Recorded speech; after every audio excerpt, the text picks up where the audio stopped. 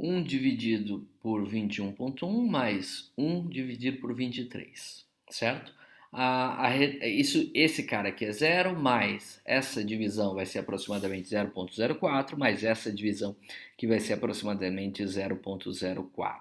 Então eu vou ter para minha classe 1, veja, 0,08 vizinho para a classe 1 e para a classe 2, 0,51 vizinho na classe 2. E aí a classe final a ser dada é a classe 2. Percebam então que, por conta da ponderação que eu estou utilizando, mesmo num caso do k igual a 3, onde apenas um vizinho é da classe 2 e os outros dois são da classe 1, como esses outros dois estão bem mais distantes do que esse primeiro, a ponderação força com que eu tenha a classe final sendo a classe 2, certo? Então essa é a ideia de você usar o KNN ponderado pela distância, é você enfatizar ou dar bem mais força para vizinhos que são mais próximos daquela instância que você está procurando, tá? Alguns pontos são importantes aí para a gente analisar sobre o funcionamento do nosso KNN e para considerar, por exemplo, em contraste com os outros classificadores que nós já tínhamos estudado antes, né? Classificadores de árvore de decisão e de paradigma probabilístico. Tá? Então, o primeiro item para a gente pensar é diferentes tamanhos de conjunto de dados, eles têm uma influência bem menor aqui no nosso, ou bem diferente talvez, aqui no nosso KNN, do que acontecia lá, tanto na árvore de decisão quanto no modelo de paradigma probabilístico. Na árvore de decisão, a base do cálculo é a entropia, certo? E na rede bayesiana ou no modelo probabilístico, naive Bayes, a base para o cálculo é sempre frequência relativa, é probabilidade. Significa que naqueles casos, se eu tiver conjuntos de dados de treinamento muito pequenos, o que é que vai acontecer? A confiabilidade vai ser bem baixa. Né? Então eu estou querendo, naqueles dois casos, trabalhar tentando identificar um comportamento bastante geral. Então eu preciso de um conjunto gigante de dados para evitar overfitting. Não é? Aqui, no nosso trabalho com um classificador baseado em instâncias, o que eu quero é dar a classificação com base em alguns vizinhos mais próximos. Então, é claro que seria importante eu ter um tamanho de conjunto de treinamento suficientemente grande para quê? Para ter exemplos parecidos com aqueles que vão surgir para eu classificar na sequência. Né? Entretanto, se vocês perceberem, o que a gente faz, suponha que eu estou trabalhando com K igual a 3, igual eu fiz há pouco. O que eu vou olhar são simplesmente os três exemplos que eu tenho no meu conjunto de treinamento mais parecidos com a instância que eu vou trabalhar. Então, eu não estou falando de uma frequência relativa que tem que se repetir muitas vezes, etc. Eu estou falando de pegar alguns exemplos, um número pequeno de exemplos e tentar, com base neles, classificar um novo exemplo que chegou. Então, o impacto do tamanho do conjunto de dados de treinamento é bem diferente aqui no KNN do que era tanto na área de decisão quanto nos modelos de classificação probabilísticas que nós vimos, certo? Isso significa que se eu tiver modelos bem representativos de cada uma das classes que eu estou trabalhando, por mais que eu não tenha um número muito grande de exemplos de treinamento, eu consigo trabalhar de maneira adequada aqui no nosso KNN, certo? Então, para quando eu tenho um número muito pequeno de exemplos de treinamento, mas eu sei que esses exemplos de treinamento são muito consistentes, quer dizer, eles realmente representam de maneira bem adequada cada uma das classes que eu vou trabalhar, então o modelo de KNN é muito indicado para esse problema, né? E os outros dois lá que a gente viu não são tão indicados porque um conjunto de dados muito treinamento vai dar muita aproximação no cálculo da frequência relativa e da entropia que a gente vai usar lá, certo? Bom, mas aí vem essa questão do valor do K. Qual seria o valor do K mais adequado para a gente usar? E ao invés de responder qual é o valor do K mais adequado para a gente usar sempre, o que eu quero discutir com vocês aqui é o seguinte: se eu usar o K igual a 1, o que é que eu estou colocando como viés de aprendizado, né? O bias indutivo, o viés indutivo do meu algoritmo de classificação. Eu estou dizendo que eu vou me aproximar, eu vou tomar como base sempre um único exemplo para classificar a instância que chegou.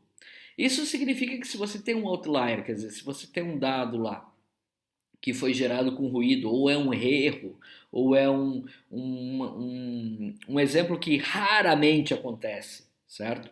E aí chegou um exemplo novo e ele é parecido com aquele exemplo que é um outlier, que está fora do padrão e etc., o seu algoritmo KNN vai ser super suscetível a isso, quer dizer, ele vai ser muito sensível a ruídos se você trabalhar com um K igual a 1, né? Então vocês se lembram que eu comentei com vocês que naive Bayes ou rede Bayesiana e árvore de decisão não são tão sensíveis assim a ruídos no banco de dados. Por quê?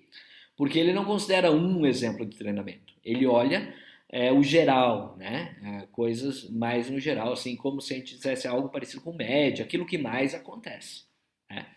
Aqui no KNN, se o meu K é igual a 1, eu fico super sensível a ruído nos dados. Então, se eu tenho valores errados, de repente eu tenho um exemplo ali que está classificado de maneira errada, e vários outros classificados de maneira certa. Se eu chegou um exemplo novo, tá? E eu vou classificar com base no K igual a 1, eu tenho uma probabilidade alta de que se esse exemplo era um erro, era um ruído, eu vou começar a classificar novos exemplos erradamente também. Tá? Então, a sensibilidade a ruídos aumenta muito quanto menor é o K que você trabalha, né? Então, o K igual a 1 é bem sensível a ruído. E se eu colocar o K igual ao número de exemplos de treinamento que eu tenho? Em outras palavras, vamos pegar esse exemplo que nós estamos trabalhando hoje aqui na unidade 6, são exemplos que têm sempre 10 instâncias de treinamento, certo? E se o meu K fosse igual a 10? Significa que eu não iria descartar ninguém na hora de classificar a instância número 11. Todos os 10 exemplos de treinamento seriam o quê? Seriam os 10 vizinhos mais próximos que eu tenho daquele exemplo. Então, se eu colocar o K igual ao tamanho do conjunto de treinamento que eu tenho, e não fizer esse K ponderado, esse KNN ponderado pela distância, o que é que eu estou fazendo? Qual é essa classificação? Eu estou simplesmente classificando qualquer exemplo que chegue como sendo da classe que tem o maior número de exemplos no conjunto de treinamento, ou seja, para a classe majoritária.